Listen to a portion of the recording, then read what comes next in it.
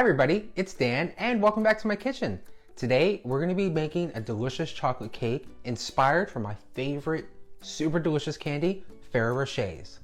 It's going to be a 6-layer hazelnut chocolate cake filled with chocolate hazelnut spread, covered in whipped chocolate buttercream, glitzed with a gold white chocolate drip, and of course decorated with Ferrero Rochers right on top. I'll be sure to throw all the steps, all the tools, everything you need, and all my tips and tricks down below in the description, so be sure to check that out. And don't forget, if you want even more delicious recipes, subscribe, turn on the notification bell. This way you don't miss out every time I post a new video. Now, let's go ahead and whip up our chocolate hazelnut cake. Our first step is going to be to grab a mixing bowl and add in 3 cups of flour, a half cup of cocoa powder, 1½ teaspoons of baking powder, 1 tablespoon of baking soda, a teaspoon of salt, and 2 2/3 cups of white granulated sugar. Then we'll just go in with a hand whisk and really just whisk all these dry ingredients together until they are nice and combined. Once your dry ingredients are all whisked together, scoot those to the side, grab yourself another mixing bowl, and begin adding in your wet ingredients. So first up, let's add in a half cup of sour cream, 1 cup buttermilk at room temperature, 3 large eggs at room temperature, 1½ cups of fresh brewed hazelnut coffee, 3/4 cup of vegetable oil, and 1 tablespoon of vanilla extract. Now let's just blend those together with our hand mixer, or you can use your hand whisk, until all these ingredients are fully incorporated together. Now with our wet ingredients all blended together, let's add those right into the dry ingredients and whisk them to combine. If you're using a hand mixer, mix these on a nice low speed. If you're using your hand whisk, don't go too crazy or too, I gotta mix this up. Just a nice gentle whisk until your cake batter is just combined.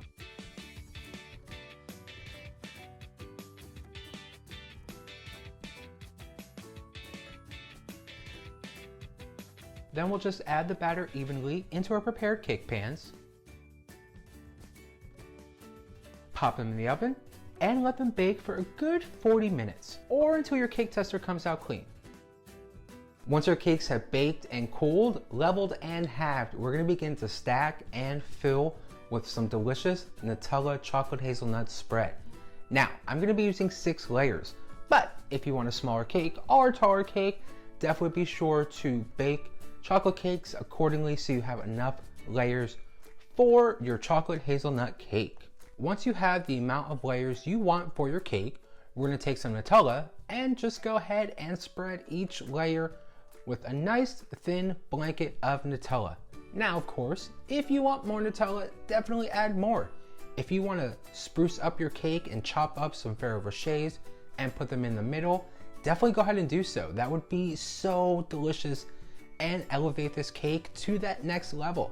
I wish I could do it, but I did not plan ahead and I forgot to pick up a pack of Ferrero Rochers. So we're just gonna stick it with some nice, simple Nutella for today. With your cakes filled and stacked, we're gonna begin to cover with some delicious whipped chocolate buttercream. Now I'm gonna be using my chocolate buttercream. I'll throw all the ingredients, all the steps, all the directions down below, so you have everything you need to whip up a batch of this delicious buttercream right at home. But of course, you can also use your own go-to chocolate buttercream. Of course, you can also do this with your buttercream in a piping bag and pipe your buttercream in an upward motion as you rotate that cake on your turntable. But sometimes it's nice to just go ahead, skip the fuss, grab a spatula, grab your buttercream, and just splat that right on before you smooth it over. Now that we have our cake covered in our whipped chocolate buttercream, let's go ahead and begin to smooth everything over, starting at the top and working our way to the sides. Whether you're using a cake frosting scraper, a straight spatula, or an offset spatula, you're still going to want to smooth over your chocolate buttercream frosting. The best way is to hold your smoothing tool upright and gently pressed against your cake while rotating your cake turntable. As you're doing the final smoothing, you might notice the texture of your chocolate buttercream become a bit ragged. Get a bowl of hot water, dip your tools into the bowl to warm them up, pat dry and smooth. The warm metal will melt the buttercream frosting and give your cake a nice smooth finish. When you're happy with the smoothness of your cake, go ahead, pop it in the fridge and let it hang out in there for a quick 10 minutes since we are going to be following this up with a white chocolate drip. For our chocolate drip, I'm going to be using about 2/3 of white candy melts. Melt them down, carefully pour into a piping bag, and begin to add our white drip on our cake. My go-to tip here is to make sure that your cake has been chilled in the fridge for at least 25 minutes. This way you can control how far your drips go down the sides of your cake. With your drip on the cake still nice and fresh and still kind of a little bit warm, a little bit glossy, we're gonna go ahead and we're gonna add a couple of Ferrero Rochers and our big Ferrero Rocher right on top. This way, as that white drip begins to harden and set, it will keep our Ferrero Rochers in place on our cake, especially as we add our big Ferrero Rocher right in the middle on top. Once that white drip finally sets on your cake, grab your edible gold luster dust, couple different sized paintbrushes, and let's begin to work on our gold drip for our chocolate hazelnut cake. To start, add some gold luster dust to a small bowl along with a couple of drops of vodka, about 2 or 3. The vodka will begin to evaporate, so you will have to add a few more drops as you continue to paint your drip by just adding a couple more drops of vodka to keep the right consistency. The consistency should resemble paint, so it shouldn't be very thin or watery. Once your edible gold paint is mixed, you can begin painting on your drips with a small baker's paintbrush along each drip, ledge, and the top of the cake. I like to start with one coat and completely cover the white ganache on my cake. Once finished, I usually pop the cake back in the fridge for about a good 15 to 20 minutes so that it stays chilled. Now, if your drips look covered and even, you can stop here.